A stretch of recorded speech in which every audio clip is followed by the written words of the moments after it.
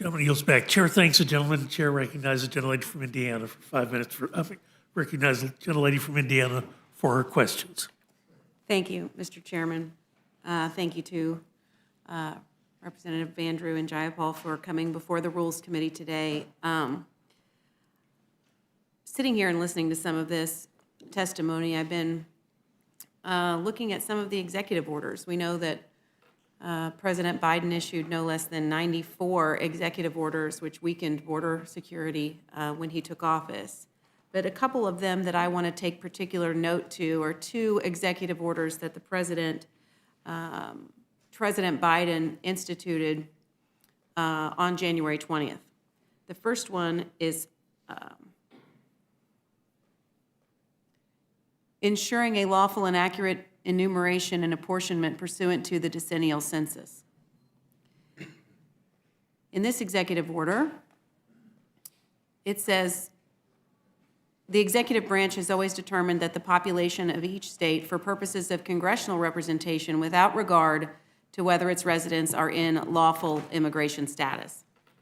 So on his first day in office, President Biden made it clear that he would like to see apportionment for congressional district representation, including not just U.S. citizens, but also those that are without regard to lawful immigration status, which I find interesting, that now we're here today under Joe Biden's presidency, where we've seen, I think the count now is 9 million let in under Joe Biden, maybe 7 million in the country now, 9 million encounters. Under President Trump, we heard Representative Jayapal name 1.4 million migrants came in under President Trump. Under the Senate border bill, that was going to let in 2 million a year.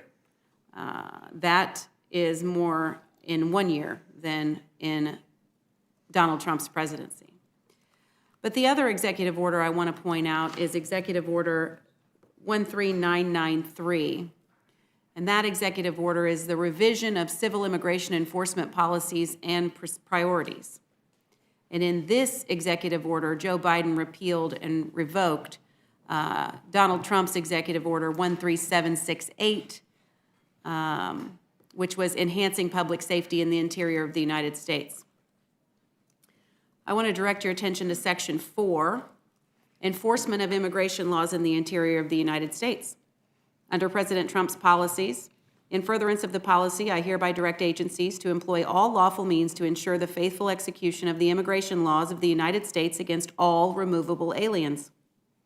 Section 5, in executing faithfully the immigration laws of the United States, the Secretary of Homeland Security shall prioritize for removal those aliens described by the Congress in sections, and it lists the sections, as well as removable aliens who, A, have been convicted of any criminal offense, B, have been charged with any criminal offense where such charge has not been resolved, C, have committed acts that constitute a chargeable criminal offense, D, have engaged in fraud or willful misrepresentation in connection with any official matter or application before a governmental agency, E, have abused any program related to the receipt of public benefits, F, are subject to a final order of removal but who have not complied with their legal obligation to depart the United States, or G, in the judgment of an immigration officer, otherwise pose a risk to public safety or national security.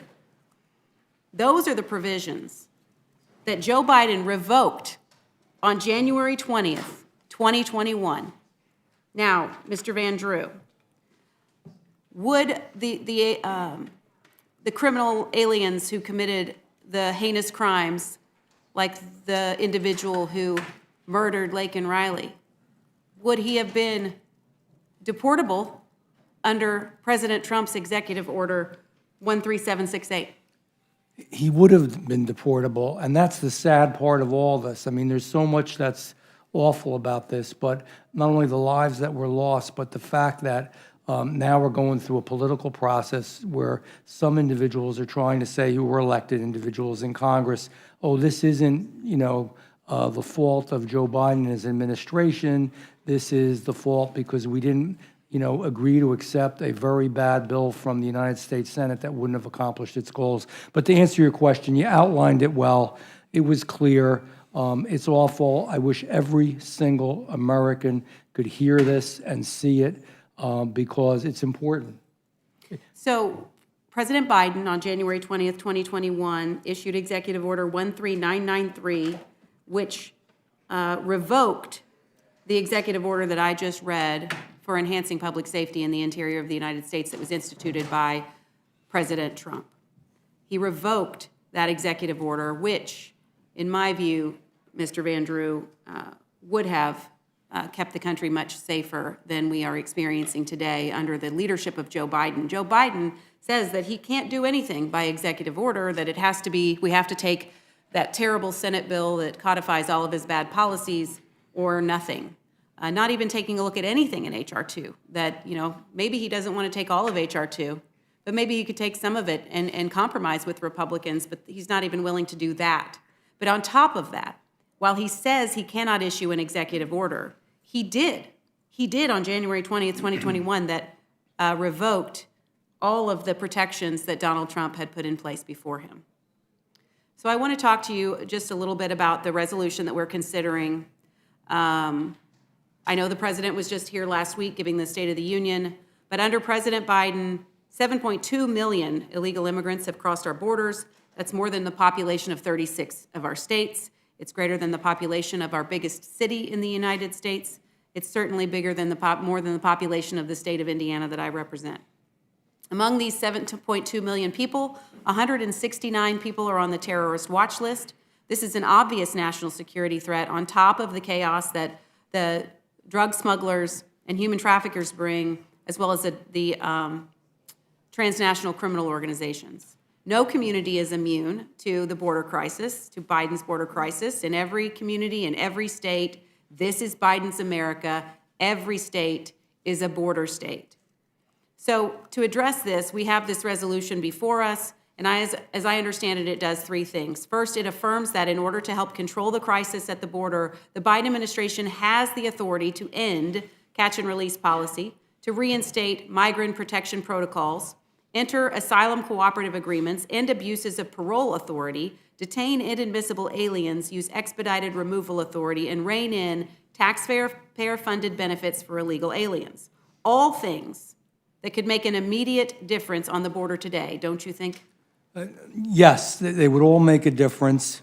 And the shame and the importance of it, the importance of the resolution, because I know it was mocked before, but the importance of the resolution is as many times on the other side as they say what they're saying, which in my mind is not truthful or honest, as many times as they say that, we have to, as many times, keep putting the truth out over and over. Yeah. And this is the truth. The next thing it does, it affirms that the Biden administration is refusing to use such authorities, which we have just pointed out, that the authorities were put in place under executive order by President Trump. They were taken away on January 20th by President Biden.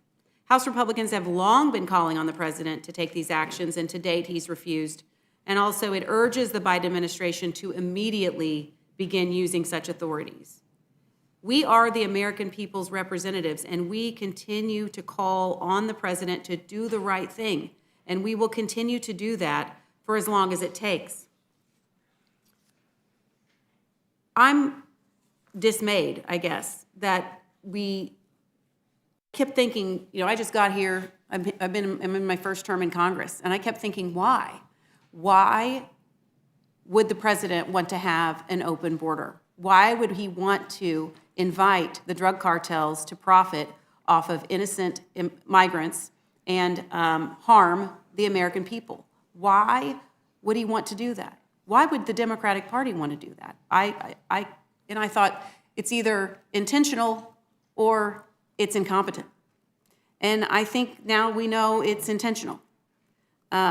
Because if they count people in the census without regard to legal status, then they can change the Electoral College. They can change their apportionment for the members of Congress that represent U.S. citizens.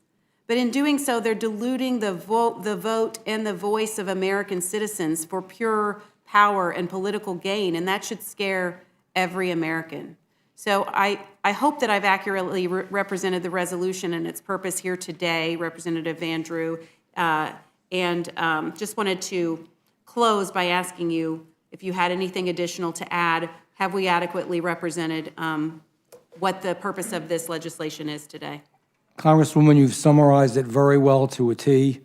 And the one thing I will say, I think your conclusion is correct, and it's sad. But, you know, one thing I will say, and I'm not being mean-spirited, you guys are smart. You know what you're doing. Democrats are really focused. You know how to win, and you are focused towards doing that regardless of what it takes. And that's what we're seeing here. This is very serious for America. It's very serious for our future. This issue is a really big issue among some others as well. These are sad times in a way for America, and we can do so much better. We can achieve greatness. What we're doing now does not do that. So I thank you. Thank you. Thank you for your work on this resolution and more